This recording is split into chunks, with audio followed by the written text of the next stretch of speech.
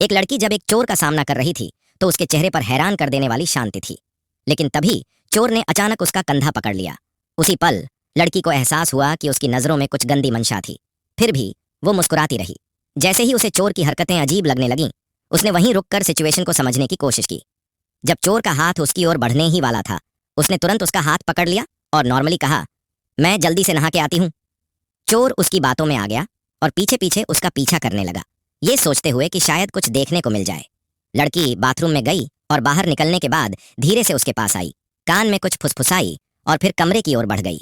चोर भी धीरे धीरे उसके पीछे चला गया। कमरे में पहुंचते ही लड़की हाथ में एक अंडरगारमेंट लेकर उसे हवा में लहराने लगी। चोर को लगा जैसे उसकी प्लानिंग काम कर गई है।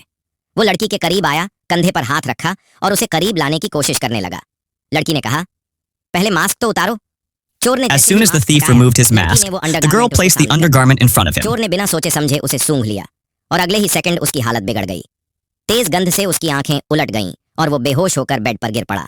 असल में जब लड़की बाहर गई थी, उसने चुपचाप एक छोटी सी बोतल से केमिकल उस अंडरगारमेंट पर लगा दिया था।